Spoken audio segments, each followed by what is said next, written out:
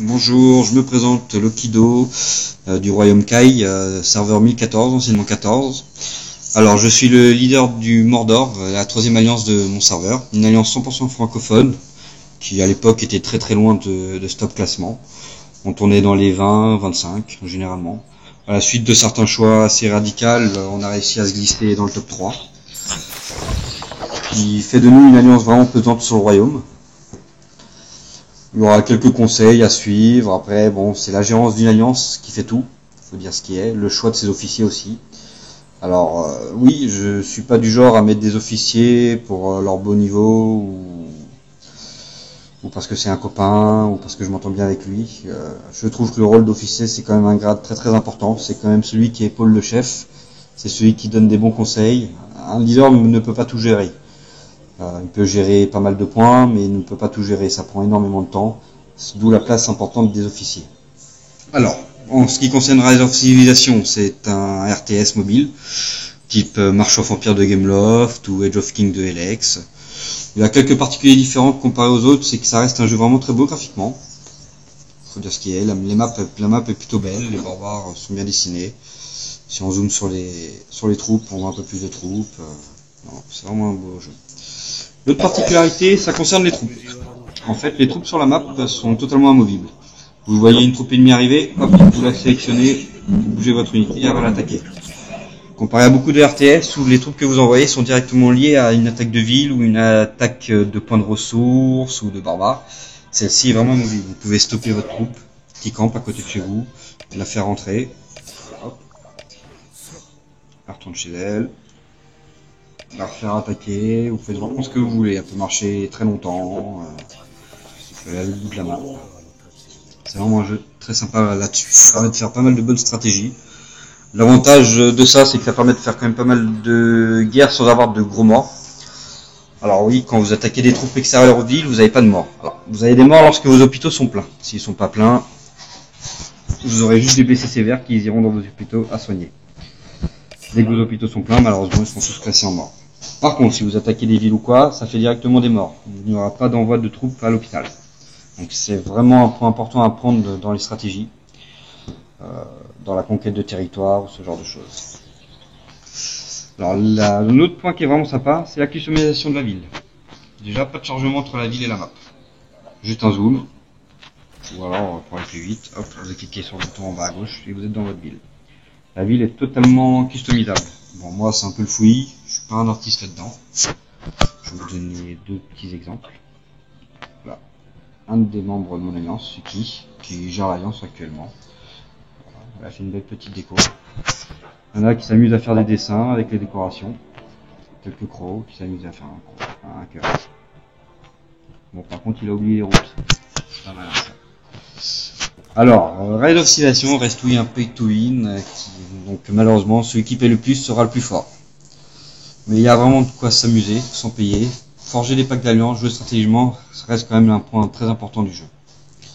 La majorité de mon alliance ne débourse pas un centime, pourtant ils possèdent tous un très bon niveau. J'ai vraiment pas à me plaindre d'eux. Donc c'est vraiment un point...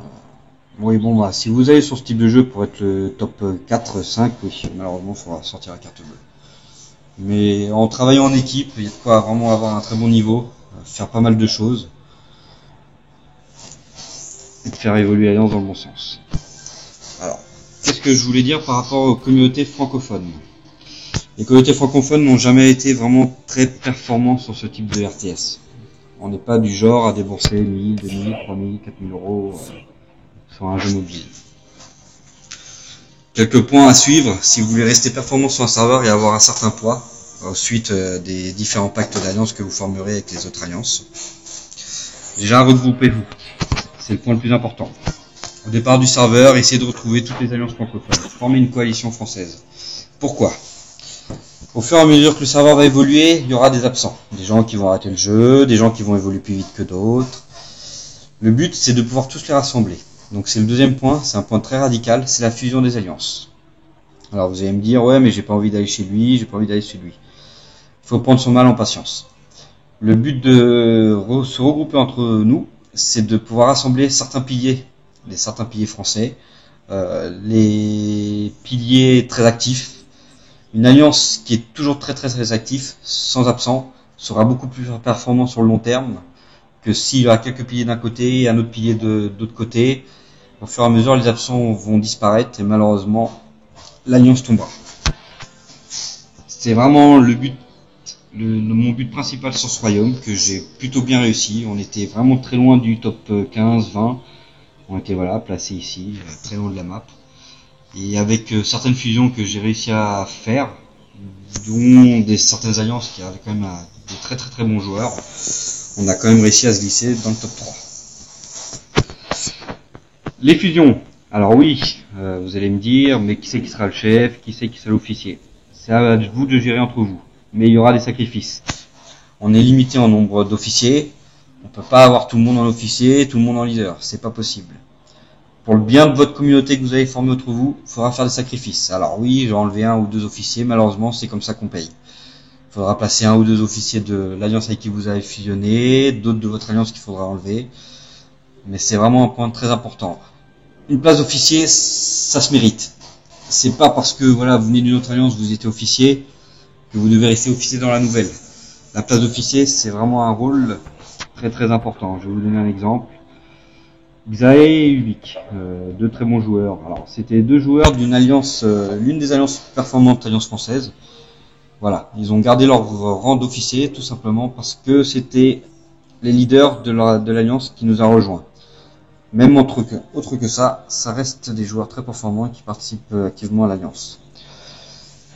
No Face, Crow, Will et Wolfen sont des membres qui participent activement à la vie de l'Alliance. Ça permet de la faire tourner, donner des conseils. Alors là, vous me voyez en tant qu'officier, c'est parce que je fais ma petite pause vacances. Donc ma secrétaire, Suki, qui gère un peu on va dire les membres, le recrutement de l'Alliance, a pris le leadership. Le troisième point que je voulais vraiment préciser, qui est très rare sur ce type de jeu, c'est un serveur vocal. Alors, on peut dire tout ce qu'on veut. Nous, on utilise un Discord. Donc, il y a des chats écrits. Ça permet d'alerter les joueurs qui sont pas in-game. Il y a des serveurs vocaux. Ça permet de communiquer entre nous. L'utilité d'un serveur vocal sur ce type de jeu reste tout simplement la réactivité. Ça permet de donner des ordres, réagir, intervenir beaucoup plus vite sur une zone que si vous écrivez sur le chat du jeu. Alors ça, c'est un conseil à prendre en compte sur tout jeu. Et c'est l'avantage d'être avec une communauté 100% francophone. Vous n'êtes pas bon en anglais, là il n'y a pas besoin, on n'est que des Français entre nous. Donc on peut s'amuser sur le jeu tout en étant sur le vocal avec les autres gars. C'est vraiment sympa. Voilà, alors c'était ma première vidéo, j'ai un petit peu du mal. Certains me reconnaissent parce que j'avais fait une vidéo de la prise du temple. Alors on était le 2e serveur du jeu à avoir réussi la prise du temple. Grâce à une alliance soudée, grâce à des pactes d'alliance avec des autres alliances. Donc oui, c'est l'alliance WWK qui a le trône, qui est le point central de la map. Tout simplement, c'est l'alliance la plus puissante du serveur et nous étions leurs premiers alliés, on les a aidés à monter jusque là. L'avantage, c'est que on a un titre, on a un certain respect et on travaille en équipe en temps de guerre. Si vous avez des demandes, des conseils que vous voulez que je vous donne, si je peux bien sûr, n'hésitez pas à publier un message par la suite en dessous. Je ne vais pas faire de guide ou ce genre de choses. C'était un petit point, une petite présentation du jeu, un petit conseil pour la communauté francophone que je voulais faire. Mais n'hésitez pas à poster un petit message en dessous. Je le ferai à la suite, il n'y a pas de problème.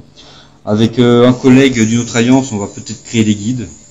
Pour l'instant, je suis pas trop motivé parce qu'il y a quand même pas mal de guides sur internet, même s'ils restent en anglais. Il y a 1 ou 2 streamers français qui sortent du lot, qui en font. Donc on verra par la suite. Voilà, j'espère que cette vidéo vous a plu. On se verra une prochaine fois. N'hésitez pas à poster un message, une demande, n'importe quoi, je le ferai.